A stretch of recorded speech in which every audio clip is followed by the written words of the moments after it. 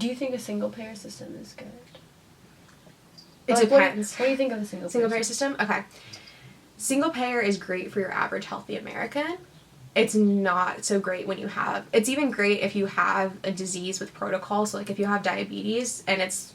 A happens. If A doesn't work, you go to B. When you go to the hospital, they know you try A, B, and C. And But when you're like me and have 1 in a million things, single-payer isn't as good.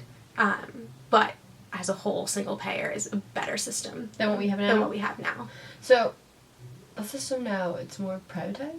Much more privatized. And that means more profits. And it means more profits. Interest of the company. Interest of the insurance company. There's actually a lack of doctors right now. Yeah, I've heard. Which is really scary. But it's interesting, though. I know so many people who are going to med school. Even if there are there's going to be this new wave of doctors, like now, it still is going to be a 10, 15-year gap between the current. What are things that people could think about in improving, in your opinion? My opinion. So, first with Trumpcare looming, it's terrifying.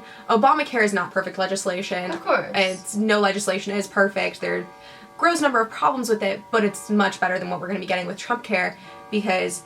So Obamacare, and this is actually staying in Trumpcare, which is a relief to me, is that it still has coverage of pre-existing conditions because before Obamacare, I could be denied for insurance or I could be charged. They're gonna keep it. That's what it looks like. Oh, that's what it looks like. I think I wrote that. Let me make sure. Yeah, no worries. But I'm almost positive. But the biggest thing, so an estimated 52 million people will be uninsured by 2026 with Trumpcare versus I think it was like 26 million approximately with Obamacare, so that kind of says a lot. Basically, Trumpcare is great for rich, white, healthy men, and for nobody else. It allows insurance to charge elderly people a lot more money. Yep, read that. And it will charge you if you drop coverage, so you like need to give a certain amount of notice, but a lot of people can't afford insurance. Also, if you get back on the coverage, I think there's a 30% increase in your payment. Yeah, so guys, this matters to you, and for everybody in the job market, Trumpcare now doesn't require employers to give employees health care. Yeah, I saw that. So it's only for full-time, but it was only for full-time before, so now doesn't matter if you're full-time or part-time, you will not be getting health insurance most likely unless your boss is a really, really nice person. That doesn't make sense, though. No. Because you're working for a company. You're putting your time in and everything for the company and you're not getting health. This is a whole nother issue, is accessibility and affordability of medications and all that kind of stuff, but under this system, it's only going to get worse instead of better. So we just found out that actually the vote is coming up this Thursday on repealing Obamacare, and again, it's a House vote, not a Senate vote yet, I believe, right? Yeah. So it still would need to pass House and pass Senate to be repealed, but that's why it's even more urgent. Contact your representatives, contact your senators, and again, if it does get repealed, talk about the pieces that you want to stay in whatever our future healthcare plan is, including funding of Planned Parenthood. So if you want to know more about Planned Parenthood, the link's going to be down below. I did a video on what they offer, both men and women, and currently they, in my area, so that's the Orange County, San Bernardino area, there are 14 services for women and 10 services for men at Planned Parenthood itself, and they're really affordable, and they provide healthcare for those who really can't afford it. So please just watch that video, educate yourself, and do whatever you can. Contact your congresspeople on not defunding Planned Parenthood, because I know that a lot of people think they just do abortions, but they honestly do so much more than abortions. And I went there for reproductive health care, and they're so nice, and they're such wonderful people, and I don't understand why people can't educate themselves on the actual facts for many, many different things, including healthcare and politics. So it's important to get yourself involved and to, like she has said many, many times in this video, to contact your congresspeople. Contact your congresspeople. Another thing, going back to like people not understanding, is a lot of people are very unaware of what the NIH is, what the FDA is, and why they do take so much funding. But without advancements in healthcare, we have no future, really. The only reason we're surviving as long as we are now is because of all the advancements that were made. That is true. And if we don't give money to the NIH, National Institutes of Health, there will be no research, there will be no new medications trials, same with FDA, there won't be any safety and efficacy stuff proven. There's so much more that goes into it other than, oh, this is sucking away all our tax dollars. Well, good for a good reason. There's a reason, because they're kind of keeping us alive, so it's pretty cool of them. I think we should thank them, by not slashing their budgets down to zero.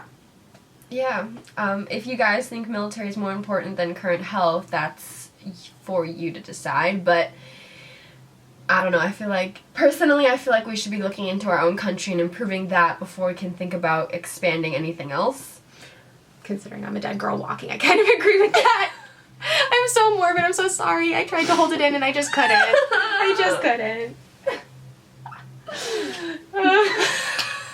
No. But I honestly think that we should, like, people keep talking about how, like, oh, we need to, like, higher military spending. No, we don't. No. What are we protecting ourselves from? Well, right now we're protecting ourselves from any nuclear war because we're our own president. Yeah. That's just a personal opinion. Take that as you will. Yeah. Doesn't necessarily mean it's actually true. I'm just saying it from what I see. And, I don't know, the budget cuts on, this is a whole different issue, but, like, the budget cuts on arts, the budget cuts on the EPA, the budget cuts on the FDA, the NIH, is like, why are you taking away things that people in our country need? Yeah, it's so important to our country and to the people of this country. Mm-hmm.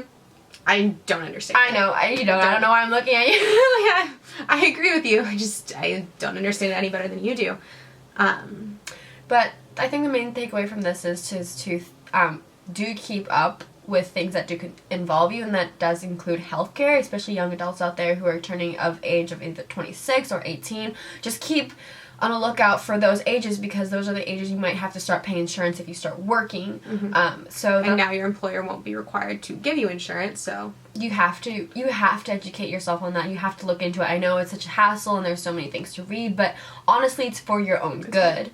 And I mean, also, I know healthcare isn't as spotlighted or glamorous as the other issues going on in this political climate right now, and all those other issues are so important, and this is not to detract from that at all, but healthcare is kind of the great equalizer among humans. It impacts everyone at some point, and even if you yourself aren't sick now, it doesn't guarantee you won't be in the future. I remember the question I was going to ask you. So there are also a lot of people who believe in if you don't work, or if you're not a great contributor to society, you don't deserve healthcare.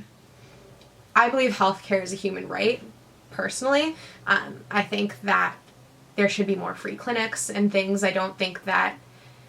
How do I explain this better? This is a really touchy subject. Oh, no, it is. Absolutely. I think that it's difficult because I understand it from the point of view of saying if you're not contributing, then we shouldn't have to pay tax dollars towards insurance for you. I understand that, but I do think that access to healthcare is a human right, and we should have more free clinics, things like Planned Parenthood, free urgent care clinics for people to go to instead so they can get healthcare.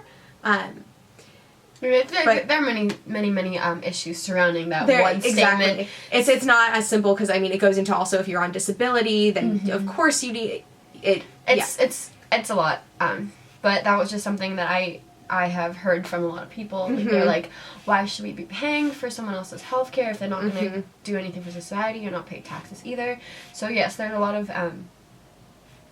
of things surrounding that issue. Absolutely. And it's not just one thing. So even though if someone believes that, it's totally fine, and everyone's entitled to their opinion, obviously, but I think people should also look more into those things that are surrounding that one thing, and who gets to decide who gets to live, because that's what healthcare is. It's life. So I don't know.